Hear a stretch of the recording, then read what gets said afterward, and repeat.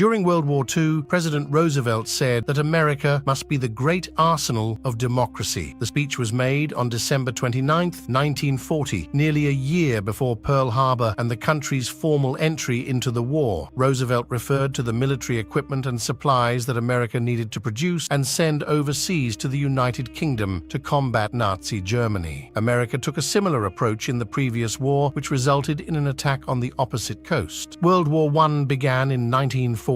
Although America remained officially neutral until 1917, materials and equipment were sold to the Allied nations to aid their war effort. Naturally, this did not sit well with the Central Powers. One such shipment was assembled at the Black Tom Railroad Yard, now part of Liberty State Park in New York Harbor. There, train cars were packed with 2 million tons of war material ready to be shipped to England. However, in the early darkness of Sunday morning, July 30, 1916, the entire shipment exploded in an incredible blast. The explosion shattered windows all across Lower Manhattan and Jersey City and peppered the Statue of Liberty with shrapnel. 3 men and an infant were killed by the sheer explosive energy, with over 100 more people wounded. Total damage was calculated at $45 million, equivalent to $1.1 trillion in 2021, with damage to Lady Liberty costing $100,000, equivalent to $2.5 million in 2021 alone. It was one of the largest non-nuclear explosions in history. This heinous attack was the handiwork of German agents who had infiltrated the United States to sabotage its support of the Allies. At the time, America's national security and intelligence networks were practically non-existent. The most capable investigators on the case were the NYPD's bomb squad, and even they were unable to identify the German saboteurs at the time. Congress responded with the Espionage Act, which outlawed a variety of crimes associated with the German agents, along with other wartime laws. The next year, Congress followed up with the Sabotage Act. These laws gave power and jurisdiction to the Bureau of Investigation, the predecessor of the FBI, to pursue a wide variety of national security investigations. It proved effective, as German intrigues on American soil practically disappeared. Along with other government agencies, the Bureau pursued the Black Tom bombing case after the war and identified the German agents. In the end, Germany was made to pay reparations for the attack against a neutral country. The Black Tom bombing, Germany's unrestricted submarine warfare, and the Zimmermann telegram eventually led to America's entry into World War I.